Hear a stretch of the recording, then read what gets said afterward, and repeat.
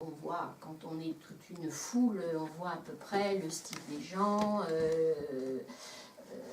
Bon, pour vous donner un exemple qui m'a vraiment marqué, à côté de moi, parce qu'on était tellement nombreux ce jour-là qu'en fait, on pouvait pas, on était à un point, et évidemment on était censé avancer, mais on ne pouvait pas avancer puisque c'était plein partout. Donc on faisait du surplace, on est resté pratiquement 2 heures à faire du surplace, donc on avait le temps de regarder autour.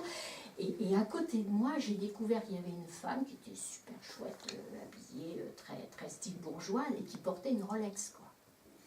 Bon, je n'imaginais pas ça dans une manifestation française. C'est l'image peut-être, mais qui marque un petit peu. Et ils ont ignoré complètement ça jusqu'au moment où ils se sont trouvés avec 3 millions de personnes, ou 2,5 millions, qui ont été allés voter au 1er octobre. Et c'est là qu'on a vu qu'ils étaient prêts à tout. Ouais. Mais le grand problème, ou disons, la manière d'agir du gouvernement espagnol, ça a été d'ignorer. Et ce n'est pas seulement la trahison du pacte constitutionnel qu'ils nous ont fait en 2010, mais ça vient de beaucoup plus loin. La Catalogne, si vous lisez des choses du 19e siècle, la relation entre l'Espagne, l'État espagnol, et la Catalogne a toujours été très difficile, très difficile. Les Catalans nous avons été un peu naïfs, oui, à tout ça. On en parlait beaucoup parce que depuis le début, la Catalogne veut être un État indépendant, mais intégré dans l'Europe. C'est notre souhait, c'est le souhait des Catalans, c'est de rester dans l'Europe et continuer comme on a fait maintenant. Et on avait même parlé de continuer à contribuer aux régions de l'Espagne pendant un temps, de continuer à contribuer pour essayer d'égaliser les niveaux économiques de toutes les régions. Et on croyait que l'Europe allait accepter ça assez facilement. Tu as déjà posé la question, est-ce que vous allez respecter le résultat oui. Des élections du 21. Voilà. Ils ont dit si ça nous arrange, non, c'est plus subtil que ça. Il dit oui, on respectera le résultat si le résultat respecte la Constitution. Voilà.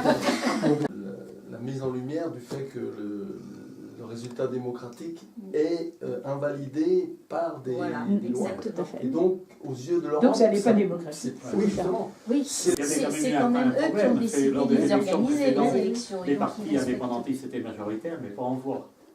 Alors que là, donc il pouvait toujours y avoir matière à discussion. Ok, ils sont majoritaires, mais pas en voix. Tandis que là, effectivement, s'ils sont majoritaires en voix, ça sera plus difficile quand même. C'est aussi une question de définition de mots. Quand on se révolte par le vote, qu'est-ce que ça veut dire? Tous ceux qui sont en prison, ils sont accusés de sédition et rébellion. Voilà, ce qui est le plus grave dans la cas, Constitution. c'est par la force. C'est une rébellion, mais avec la force. Voilà. Chaque fois qu'il y a un qui va déclarer, ou qui doit aller déclarer une justice, on le retrouve mort. Donc, il y en a déjà une dizaine de ça. Le juge qui vient de mourir en Argentine, c'est incroyable aussi. Bon, mais ça rajoute, parce qu'il y a, je sais qu'il y a 9 des officiels, soit ils se sont suicidés, soit ils sont tombés, soit des trucs incroyables, et des membres, des gens du PP. Et je me rappelle quelqu'un des partis populaires dire on va espagnoliser les Catalans. Ça, c'était quand même quelque chose de très grave. Hein.